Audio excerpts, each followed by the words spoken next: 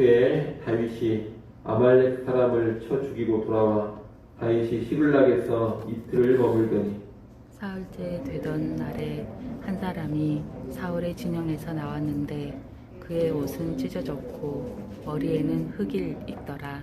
그가 다윗에게 나와 땅에 엎드려 절하매 다윗이 그에게 묻되 너는 어디서 왔느냐 하니 대답하되 이스라엘 진영에서 도망하여 왔나이다 하니라. 다윗이 그에게 이르되 일이 어떻게 되었느냐 너는 내게 말하라. 그가 대답하되 군사가 전쟁 중에 도망하기도 하였고 무리 가운데에 엎드려져 죽은 자도 많았고 사울과 그의 아들 요나단도 죽었나이다 하는지라. 다윗이 자기에게 알리는 청년에게 묻되 사울과 그의 아들 요나단이 죽은 줄을 내가 어떻게 아느냐. 그에게 알리는 청년이 이르되 내가 우연히 길보아 산에 올라가 보니 사울이 자기 창에 기대고 병거와 기병은 그를 급히 따르는데 사울이 뒤로 돌아 나를 보고 부르시기로 내가 대답하되 내가 여기 있나이다 한즉 내게 이르되 너는 누구냐 하시기로 내가 그에게 대답하되 나는 아말렉 사람이니이다 한즉 또 내게 이르시되 내 목숨이 아직 내게 완전히 있으므로 내가 고통 중에 있나니 청하건대 너는 내 곁에 서서 나를 죽이라 하시기로 그가 엎드려진 후에는 살 수 없는 줄을 내가 알고 그의 곁에 서서 죽이고 그의 머리에 있는 왕관과 팔에 있는 고리를 벗겨서 내 주께로 가져왔나이다 하니라. 이에 다윗이 자기 옷을 잡아 찢음에 함께 있는 모든 사람도 그리하고 사울과 그의 아들 요나단과 여호와의 백성과 이스라엘 족속이 칼의 죽음으로 말미암아 저녁 때까지 슬퍼하여 울며 금식하니라. 다윗이 그 소식을 전한 청년에게 묻되 너는 어디 사람이냐 대답하되 나는 아말렉 사람 곧 외국인의 아들이니이다 하니 다윗이 그에게 이르되 내가 어찌하여 손을 들어 여호와의 기름 부음 받은 자 죽이기를 두려워하지 아니하였느냐 하고 다윗이 청년 중 한 사람을 불러 이르되 가까이 가서 그를 죽이라 하매 그가 침에 곧 죽으니라. 다윗이 그에게 이르기를 내 피가 내 머리로 돌아갈지어다 내 입이 내게 대하여 증언하기를 내가 여호와의 기름 부음 받은 자를 죽였노라 함이니라 하였더라. 아멘. 오늘부터 사무엘하 말씀을 보겠습니다. 사무엘하는 사무엘상의 이야기가 계속해서 이어집니다. 사무엘상 끝부분에서 이스라엘의 초대 왕이었던 사울은 블레셋과의 전투에서 대패하고 요나단을 비롯한 자신의 세 아들과 함께 길보아 산에서 죽습니다. 사무엘상 31장에 보면 그때 사울은 치명적인 부상을 입고서 블레셋 사람들의 손에 죽느니 스스로 목숨을 끊는 것이 낫겠다 이렇게 여기고 자살로 생을 마무리합니다. 이 무렵 다윗은 블레셋 소유의 시글락이라는 성읍에 머무르고 있었는데 오늘 본문은 시글락에 있는 다윗에게 한 사람이 찾아오면서 시작합니다.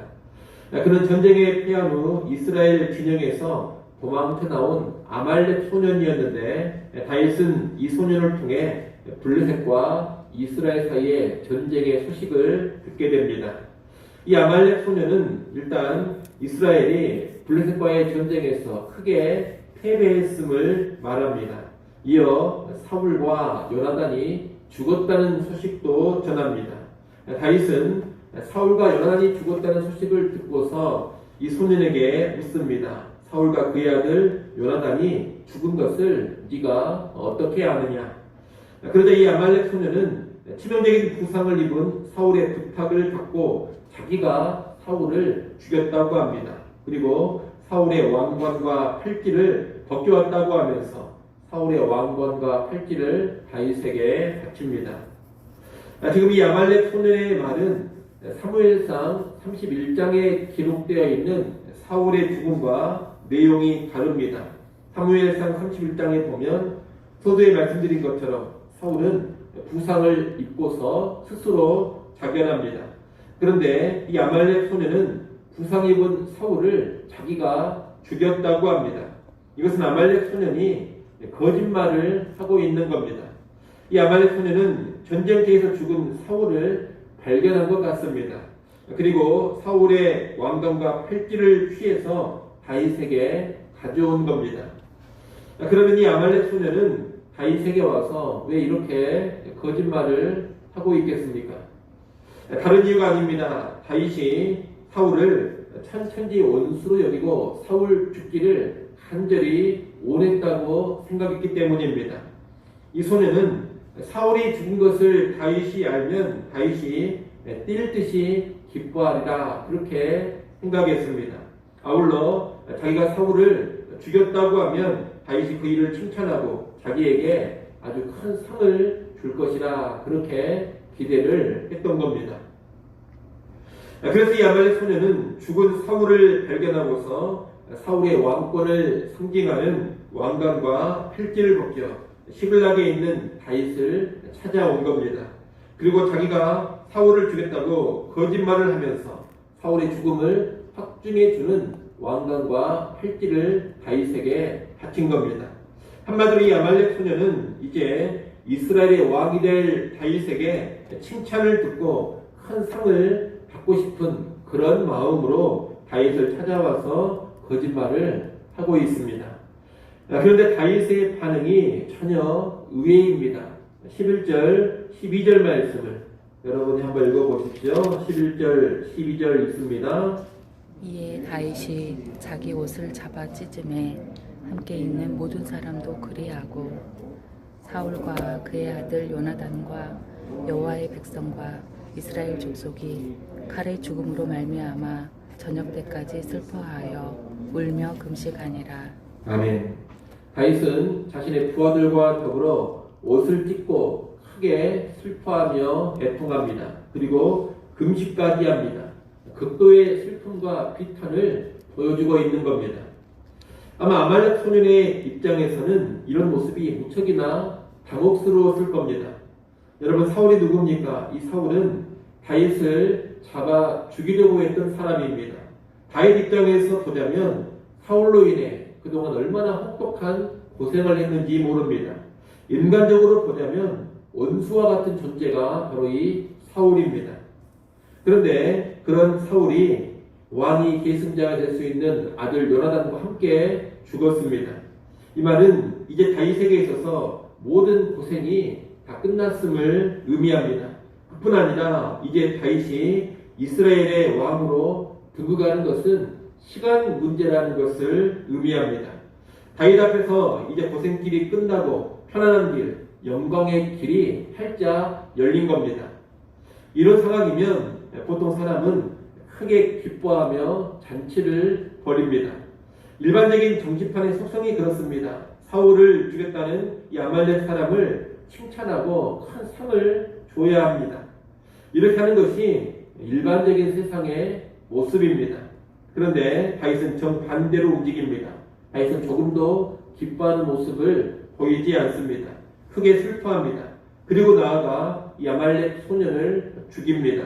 13절로 15절을 보면 다윗은 아말렉 소년을 향해 네가 여호와의 기름 부음 받은 자 죽이기를 두려워하지 않았다 그렇게 말하면서 그를 잡아 죽이게 합니다. 하나님의 뜻을 거스르는 큰 죄를 지은 것으로 판결하여 사형을 시켜버린 겁니다. 이 아말렉 소년은 공로를 인정받고 큰 상을 얻고 싶어서 거짓말을 했는데 그로 인해 오히려 죽임을 당한 겁니다. 자기 꾀에 스스로 넘어가 버렸다고 말할 수 있겠습니다. 우리는 오늘 본문을 통해서 무엇을 가장 먼저 배워야 하느냐? 다윗의 태도, 다윗의 시야를 가장 먼저 배워야 할 것입니다. 인간적인 관점으로만 보자면 분명 사울과 그의 아들들의 죽음은 다윗에게 기쁜 일입니다. 하지만 영적인 관점에서 본다면 결코 기뻐할 수가 없는 일입니다. 비록 사울이 악하긴 했지만 하나님이 기름 부어 세운 왕입니다. 그런 사울이 비참한 죽임을 당했습니다. 이 사울이 비참한 죽음을 당한 것은 분명 합당한 하나님의 심판입니다. 하지만 이것은 하나님의 아픔이지 결코 기쁨이 될 수 없는 일입니다. 하나님이 택하셔서 기름 부어 세운 왕을 죽음의 심판으로 징벌하실 수밖에 없는 그 하나님의 마음이 얼마나 안타깝고 아팠겠습니까? 이런 하나님의 마음을 생각할 때 사울의 죽음 앞에서 기뻐하는 것은 결코 합당하지가 않습니다. 또한 이스라엘 백성들이 블레셋과의 싸움에서 패배해서 얼마나 많은 사람들이 죽어나갔는지 모릅니다. 죽임당한 백성들의 고통도 고통이거니와 이 전쟁의 패배로 인해서 여호와의 영광이 높아질 리가 없습니다. 하나님의 영광이 회방을 당하고 주의 백성이 큰 고통 속에 들어갔습니다. 그런데 기뻐할 수가 있겠습니까? 다윗 개인의 인간적인 입장만 생각을 한다면, 다윗 개인의 유익만을 생각한다면 잔치를 벌일 일일지 모르겠지만 주의 백성들을 생각하고 이스라엘 나라를 생각하고 하나님의 마음과 하나님의 영광을 생각한다면 이 일은 결코 기뻐할 수가 없는 일입니다. 통곡을 해도 시원찮을 일인 것입니다. 여러분, 다윗은 결코 자기 이익, 자기 유익에만 매몰되어 있는 사람이 아닙니다. 나한테 이익이 되느냐 되지 않느냐 이것으로 모든 것을 판단하는 그런 인간이 아니라는 겁니다. 그런 하나님의 사람입니다. 하나님의 마음을 헤아릴 줄 알고 하나님의 영광을 우선시합니다. 주의 백성들의 고통을 공감할 줄 알고 주의 나라를 우선적으로 생각합니다. 이런 사람이 진정한 하나님의 사람인 것입니다. 다윗은 진정한 하나님의 사람이었습니다. 그래서 이스라엘의 패배와 사울의 죽음의 소식을 듣고서 크게 통곡을 했던 겁니다. 오늘날 우리는 이 다윗의 모습을 보면서 이 시대의 그리스도인들이 어떻게 살아야 하는지를 배워야 하겠습니다. 여러분, 내 개인의 이익이라든가 내 개인이 속한 개교회의 이익에 너무 심취하지 마십시오. 오늘날 어려움에 처한 교회들이 있고 무너지는 하나님의 교회들이 분명히 있습니다. 때로 어떤 목회자나 성도들로 인해서 불미스러운 일이 발생하고 지탄을 받고 교회가 큰 수치를 당하는 그런 경우도 있습니다. 그런 일들이 하나님의 징벌로 나타나는 경우도 있습니다. 그럴 때 우리는 어떤 반응을 보여야 하겠습니까? 옆에 있는 교회가 무너지면 그도그도 우리 교회로 사람들이 좀 더 오지 않을까, 그런 얄팍한 기대를 갖지는 않습니까? 몰라가는 지도자나 교회를 보면서 우리는 그렇지 않는다는 자기 우월감에 빠지지는 않습니까? 그런 모습이 얼마나 속물근성인지를 알아야 합니다. 신자답지 못한 모습이요, 하나님의 사람답지 못한 모습이라는 겁니다. 우리는 그런 상황 속에서 가슴 아파할 줄 알아야 되고 슬퍼할 줄 알아야 합니다. 결코 기뻐할 일이 아닌 겁니다. 하나님의 마음을 생각하고 하나님의 영광을 생각하고 전체 하나님 나라를 생각하면 교회가 몰락하는 일, 어떤 지도자가 수치스럽게 징벌받는 일, 이런 일들은 결코 기뻐할 일이 될 수가 없는 겁니다. 그로 인해 우리 교회가 반사이익을 얻는다 하더라도 그 이익은 하나님 나라를 생각할 때 결코 이익이 될 수 없는 일이요, 전체 하나님 나라에서는 손해가 되는 일입니다. 그런 일들 앞에서 우리가 기뻐한다면 얼마나 얄팍한 신앙의 소유자인지 모르는 겁니다. 우리는 이 다윗의 모습을 잘 기억해야 하겠습니다. 여러분, 나의 이익, 내 개교회의 이익보다 언제나 하나님의 영광과 하나님 나라 전체를 생각할 수 있는 진정한 하나님의 사람들이 될 수 있기를 바랍니다. 언제나 하나님의 마음을 먼저 헤아리고 하나님의 영광을 먼저 볼 수 있는 그런 성도들이 되시기를 바랍니다. 그래서 하나님이 슬퍼할 때 함께 슬퍼하고 하나님이 안타까워할 때 함께 안타까울 수 있는 그런 성도들 될 수 있기를 간절히 소원합니다. 기도하겠습니다.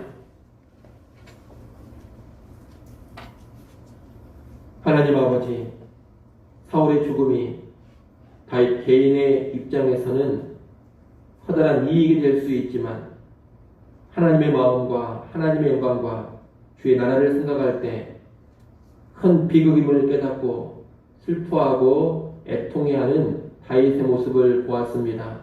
아버지 하나님, 오늘 우리도 우리의 시야를 내 개인의 이익, 내가 속한 개교회의 이익에 매몰되지 않게 하여 주시옵소서. 이 땅의 교회의 형편들을 바라볼 때 언제나 하나님 마음을 먼저 헤아리게 하시고 하나님의 영광과 전체 하나님 나라의 유익을 먼저 헤아리게 하여 주시옵소서. 그래 다윗처럼 하나님과 한 마음 되어 움직일 수 있기를 간절히 바라고 원합니다.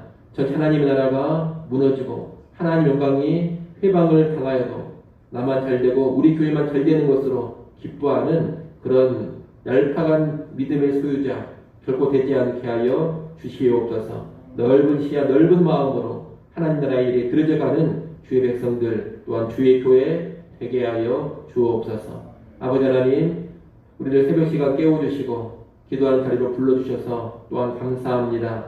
하나님 앞에 왔사오니 기도를 통하여 친밀하게 교제하게 하시고 이 기도하는 시간을 통하여 하나님과 같은 마음 같은 시야를 소유케 하여 주시옵소서. 걱정, 근심, 염려도 다 주님께 맡겨버리게 하시고 주님 안에서 위안을 받고 평안을 누리게 하여 주옵소서.